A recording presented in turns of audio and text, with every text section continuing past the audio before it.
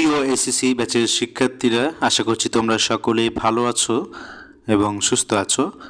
আমি মাহমুদুল হাসান শাহেদ তোমাদের স্বাগত জানাই তোমাদের প্রিয় ইউটিউব চ্যানেল বাংলাবিদ একাডেমিতে।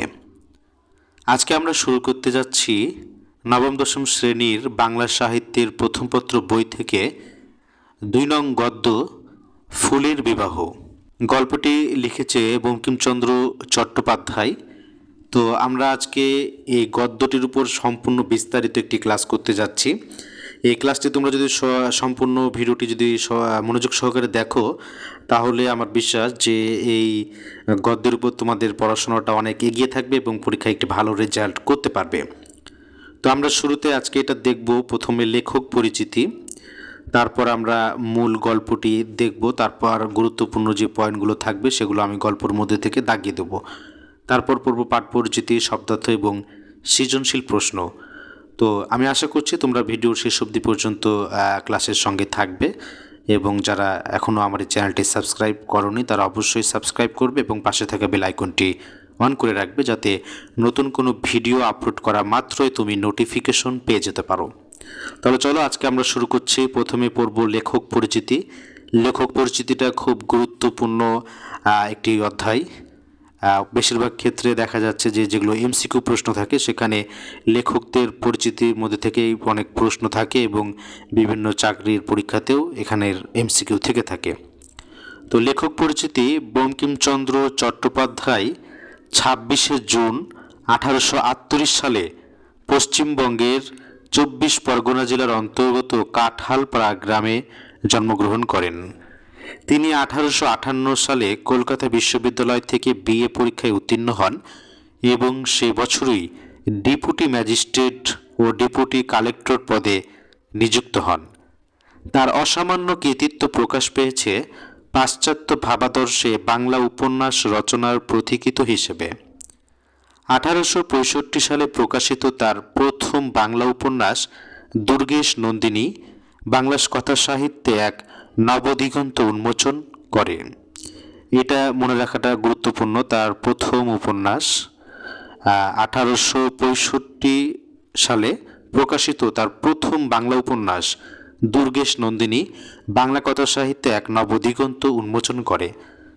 তার অন্যান্য উপন্যাস হল কপালকুণ্ডলা, মৃণালিনী, বিষবৃক্ষ, ইন্দিরা, যুগলাঙ্গুরীয়, রাধারানী, চন্দ্রশেখর, রজনী, কৃষ্ণকান্তের উইল, রাজসিংহ, আনন্দমঠ, দেবী চৌধুরানী ও সীতারাম।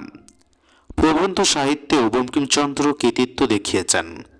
কমলাকান্তের দপ্তর, লোকরহস্য, কৃষ্ণচরিত্র ইত্যাদি তার উল্লেখযোগ্য প্রবন্ধগ্রন্থ।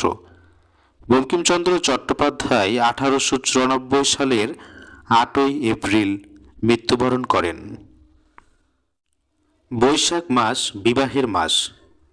আমি পয়লা বৈশাখে নসিবাবুর ফুলবাগানে বসিয়া একটি বিবাহ দেখিলাম। ভবিষ্যৎ বরকন্যাদিগের শিক্ষার্থ লিখিয়া রাখিতেছি। মল্লিকা ফুলের বিবাহ। বৈশাখ শৈশব অবসান প্রায়। কলিকা কন্যা বিবাহযোগ্য হইয়া আসিল। কন্যার পিতা বড়লোক নহে, ক্ষুদ্র বৃক্ষ, তাহাতে আবার অনেকগুলি কন্যা ভারগ্রস্ত। সম্বন্ধের অনেক কথা হইতেছিল, কিন্তু কোনটা স্থির হয় নাই। উদ্যানের রাজা স্থলপদ্ম নির্দোষপাত্র বটে, কিন্তু ঘর বড় উঁচু, স্থলপদ্ম অত দূর নামিল না। জবা এ বিবাহে অসম্মত ছিল না, কিন্তু জবা বড় রাগী। কন্যাকর্তা পিছাইলেন। গন্ধরাজ পাত্র ভালো, কিন্তু বড় দিমাগ, প্রায় তাহার বর পাওয়া যায় না। এইরূপ অবস্থায় সময়ে ভ্রমরাজ ঘটক হইয়া মল্লিকা বৃক্ষ সদনে উপস্থিত হইলেন। তিনি আসিয়া বলিলেন, গুণ গুণ গুণ মেয়ে আছে। মল্লিকা বৃক্ষ পাতা নাড়িয়া সায় দিলেন, আছে। ভ্রমর পাত্রাসন গ্রহণ করিয়া বলিলেন, গুণ গুণ গুণ, গুণ গুণাগুণ মেয়ে দেখিব। বৃক্ষ শাখা নত করিয়া মুদিত তনয়না অবকণ্ঠবতী কন্যা দেখাইলেন। ভ্রমর একবার বৃক্ষকে প্রদক্ষিণ করিয়া আসিয়া বলিলেন, গুণ গুণ গুণ, গুণ দেখিতে চাই, ঘোমটা খোল। লজ্জাশীলা কন্যা কিছুতেই ঘোমটা খোলে না। বৃক্ষ বলিলেন, আমার মেয়েগুলি বড় লাজুক, তুমি একটু অপেক্ষা করো, আমি মুখ দেখাইতেছি। ভ্রমর তো ভো করিয়া স্থলপদ্মের বৈঠকখানায় গিয়া রাজপুত্রের সঙ্গে ইয়ার্কি করিতে বসিলেন। এদিকে মল্লিকার সন্ধ্যা ঠাকুরানী দিদি আসিয়া তাহাকে কত বুঝাইতে লাগিল।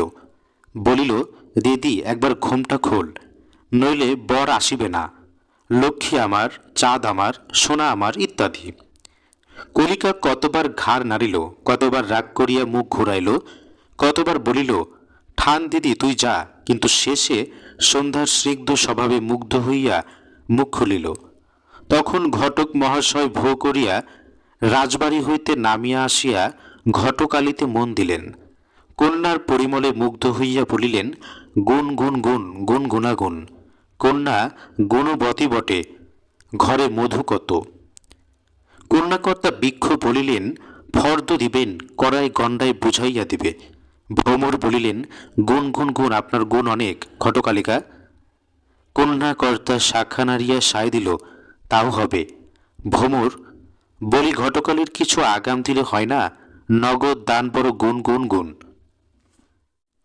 ক্ষুদ্র বৃক্ষটি তখন বিরক্ত হইয়া সকল শাখা নাড়িয়া বলিল, আগে বরের কথা বলো, বরকে। ভ্রমর বর অতি সুপাত্র, তার অনেক গুণ। এ সকল কথোপকথন মানুষ সে শুনিতে পায় না, আমি কেবল দিব্য কর্ণ পাই এই সকল শুনিতেছিলাম। আমি শুনিতে লাগিলাম, কুলাচার্য মহাশয় পাখা ঝাড়িয়া 6 পা ছড়াইয়া গোলাপের মহিমা কীর্তন করিতেছিলেন। বলিতেছিলেন যে গোলাপ বংশ বড় কুলীন, কেননা ইহারা ফুলে মেল। যদি বলো সকল ফুলই ফুলে, তথাপি গোলাপের গৌরব অধিক, কেননা ইহারা সাক্ষাৎ বাঞ্চামালির সন্তান, তাহার স্বহস্ত রূপিত। যদি বলো এ ফুলে কাঁটা আছে, কোন ফুলে বা কোন ফুলে নাই। যাহা হোক, ঘটকরাজ কোনরূপে সম্বন্ধ স্থির করিয়া বউ করিয়া উড়িয়া গিয়া গোলাপবাবুর বাড়িতে খবর দিলেন। গোলাপ তখন বাতাসের সঙ্গে নাচিয়া নাচিয়া, হাসিয়া হাসিয়া, লাফাইয়া লাফাইয়া খেলা করিতেছিল। বিবাহের নাম শুনিয়া আহ্লাদিত হইয়া কন্যার বয়স জিজ্ঞাসা করিল। ভ্রমর বলিল, আজই কালই ফুটিবে। গোধূলি লগ্ন উপস্থিত। গোলাপ বিবাহে যাত্রার উদ্যোগ করিতে লাগিলেন। উচ্চিঙ্গরা নহবত বাজাইতে আরম্ভ করিল। মৌমাছি সানাইয়ের বায়না লইয়াছিল, কিন্তু রাতকানা বলিয়া সঙ্গে যাইতে পারিল না। খাদ্যতেরা ঝাড় ধরিল, আকাশে তারাবাজি হইতে লাগিল। কোকিল আগে আগে ফুকরাইতে লাগিল। অনেক বরযাত্রী চলিল। স্বয়ং রাজকুমার স্থলপদ্ম দিবাবাসনে অসুস্থকর বলিয়া আসিতে পারিলেন না, কিন্তু জবাগোষ্ঠী, শ্বেতসভা, রক্তজবা, জরজ্জবা প্রভৃতি সব অংশে আসিয়াছিল। কর্মীদের দল সেকেলে রাজাদিগের মতো বড় উচ্চ ডালে চড়িয়া আসিয়া উপস্থিত হইল। সেউতি নিতবর হইবে বলিয়া সাজিয়া আসিয়া দুলিতে লাগিল। গরদের জোর পড়িয়া চাপা আসিয়া দাঁড়াইল। উগ্র গন্ধ ছুটিতে লাগিল। গন্ধ রাজিরা বড় বাহার দিয়া দলে দলে আসিয়া গন্ধ বিলাইয়া দেশ মাতাইতে লাগিল। অশোক নেশায় লাল হইয়া আসিয়া উপস্থিত। সঙ্গে একপাল পিঁপড়া মোসাইব হইয়া আসিয়াছে। তাহাদের গুণের সঙ্গে সম্বন্ধ নাই, কিন্তু দাঁতের জ্বালা বড়। কোনো বিবাহে না এইরূপ বরযাত্রী জোটে, আর কোন বিবাহে না তাছাড়া হুল ফুটাইয়া বিষবাদ বাধাই। কুরুবক, কুটোজ প্রভৃতি আরও অনেক বরযাত্রী আসিয়াছিলেন। ঘটক মহাশয়ের কাছে তাহাদের পরিচয় শুনিবেন। সর্বত্রই তিনি যাতায়াত করেন এবং কিছু কিছু মধু লইয়া থাকেন। আমারও নিমন্ত্রণ ছিল, আমিও গেলাম। দেখি বরপক্ষের বড় বিপদ। বাতাস বাহকের বায়না লইয়াছিলেন, তখন হু হুম করিয়া অনেক মর্দানি করিয়াছিলেন, কিন্তু কাজের সময় কোথায় লুকাইলেন কেউ খুঁজিয়া পায় না। দেখলাম বর বরযাত্রী সকলে অবাক হইয়া স্থিরভাবে দাঁড়াইয়া আছেন। মল্লিকাদিগের ফুল পায় দেখিয়া আমি বাহকের কার্য স্বীকার করিলাম। বর বরযাত্রী সকলকে তুলিয়া লইয়া মল্লিকাপুরে গেলাম। সেখানে দেখিলাম কন্যাকুল সকল ভগিনী আহ্লাদে ঘোমটা খুলিয়া মুখ ফুটাইয়া পরিমল ছুটাইয়া সুখের হাসি হাসিতেছে। দেখিলাম পাতায় পাতায় জড়াজড়ি গন্ধের ভাণ্ডারে ছড়াছড়ি পড়িয়া গিয়াছে। রূপের ভারে সকলে ভাঙিয়া পড়িতেছে। যুথি, মালতী, বকুল, রজনীগন্ধা প্রভৃতি এওগণ স্ত্রী আচার করিয়া বরণ করিল। দেখিলাম পুরোহিত উপস্থিত। নসিবাবুর নবম বর্ষীয়া কন্যা জীবন্ত কুসুম রূপণী কুসুমলতা সুতসুতা লইয়া দাঁড়াইয়া আছে। কন্যাকর্তা কন্যা সম্প্রদান করিলেন। পুরোহিত মহাশয় দুইজনকে এক সুতায় গাঁথিয়া গাঁটছড়া বাঁধিয়া দিলেন। তখন বরকে বাসর ঘরে লইয়া গেল। কত যে রসময়ী মধুময়ী সুন্দরী সেখানে বরকে ঘিরিয়া বসিল, তাহা কি বলিব। প্রচীনা ঠাকুরানা দিদি টগর সাদা প্রাণে বাধা রসিকতা করিতে করিতে শুকাইয়া উঠিলেন। রঙ্গনের রাঙামুখে হাসি ধরে না। জুইকন্যের সই কন্যের কাছে গিয়া শৈল। রজনীগন্ধাকে বর তারকা রাক্ষসী বলিয়া কত তামাশা করিল। বকুল একে বালিকা, তাতে যত গুণ তত রূপ নহে। এক কোণে গিয়া চুপ করিয়া বসিয়া রহিল। আর ঝুমকা ফুল বড় মানুষের গৃহিণীর মতো মোটা নীল শাড়ি ছড়াইয়া জমকাইয়া বসিল। তখন কমল কাকা, ওঠ বাড়ি যাই, রাত হয়েছে। ও কি ঢুলে পড়বে যে। কুসুমলতা এই কথা বলিয়া আমার গা ঠেলিতেছিল। চমক হইলে দেখিলাম কিছুই নাই। সেই পুষ্পবাসর কোথায় মিছিল। মনে করিলাম সংসার উন্নীতই বটে, এই আছে এই নাই।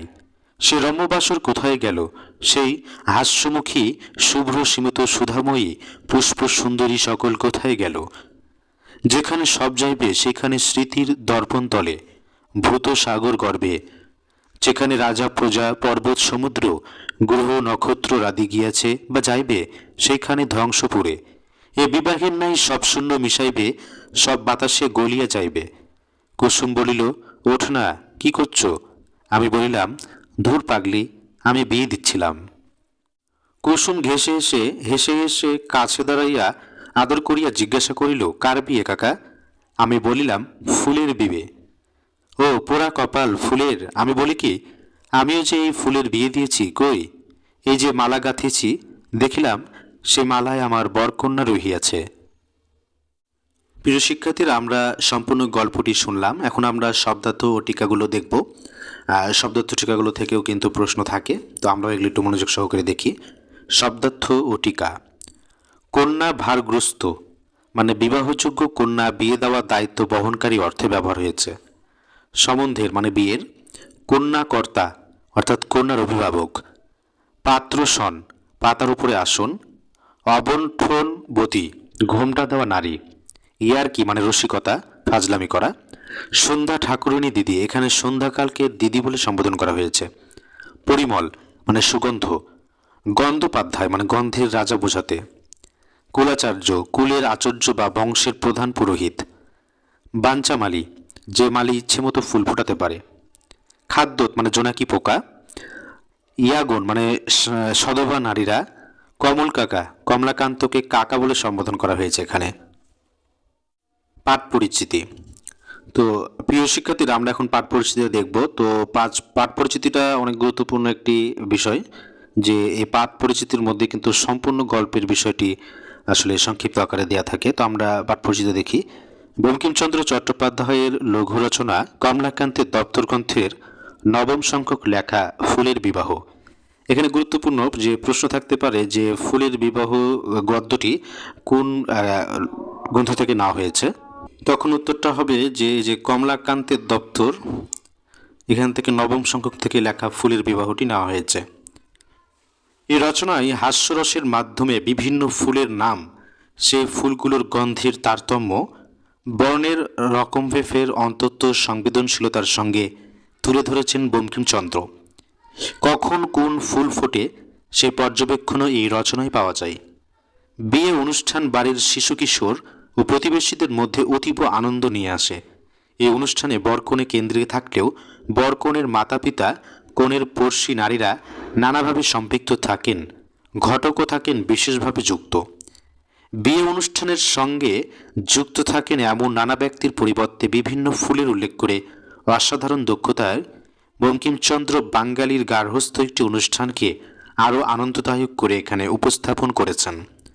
এখানে লেখক প্রকৃতিকে বাস্তব জীবনে উপস্থাপনের অসাধারণ দক্ষতার পরিচয় দিয়েছেন। ফুলের বিবাহ গদ্যটি কৌতূহলী ও পর্যবেক্ষণশীল দৃষ্টিভঙ্গি তৈরি করতে সহায়ক।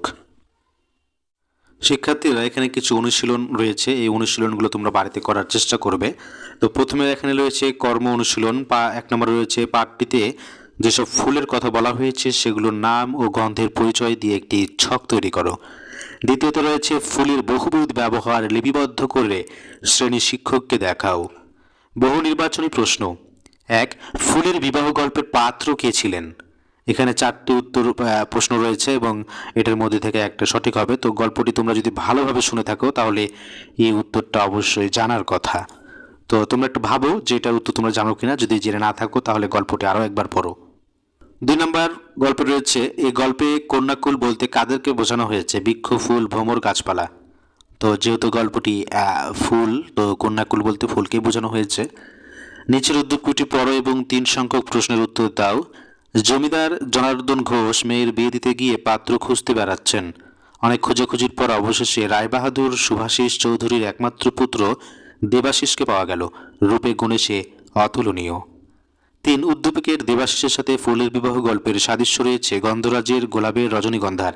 নিচের কোনটি সঠিক? এখানে একটি সৃজনশীল প্রশ্ন রয়েছে, এটা আমরা দেখি। মৌরি একদিন বাবার কাছে বায়না ধরে বোটানিক্যাল গার্ডেনে বেড়াতে যাবে।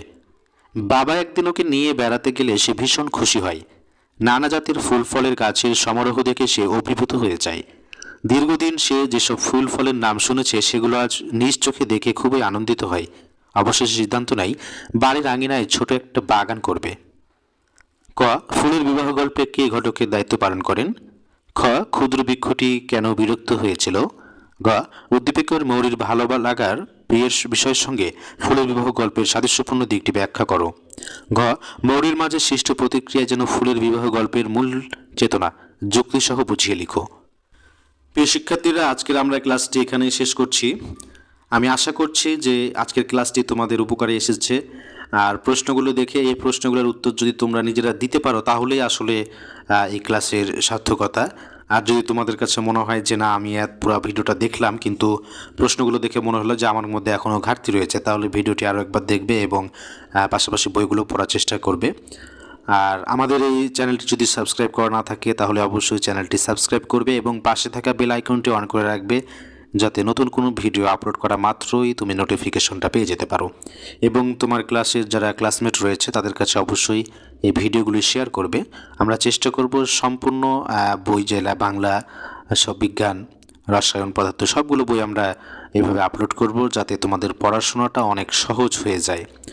তো আমরা তো অবশ্যই বইপত্র পড়ব, তারপরে আমরা অনলাইনে যে সময়টা দিব সেই সময়টাও আমরা আমাদের ক্লাসের পিছিয়ে সময় দেবো যাতে পরীক্ষায় ভালো একটা মার্ক আনতে পারো। কেননা বর্তমান আমাদের যে বাংলাদেশে দেখবা যে A+, গোল্ডেন প্লাসের ছড়াছড়ি এখন, চাকরির বাজার অথবা ভালো কোথাও অ্যাডমিশনের জন্য কিন্তু অনেকটা আপডেট থাকা প্রয়োজন। এই জন্য ছাত্র জীবনটা, যতদিন ছাত্র রয়েছে ততদিন প্র্যাকটিক্যাল জীবন, অনলাইন জগৎ যেখানে থাকো না কেন পড়াশোনার সঙ্গে থাকতে হবে। তো আজকে এখানে বিদায় নিচ্ছি। তোমরা ততদিন ভালো থাকবে, পড়াশোনা করবে নিয়মিত এবং বাংলা বেদ একাডেমির সঙ্গে থাকবে। আল্লাহ হাফেজ।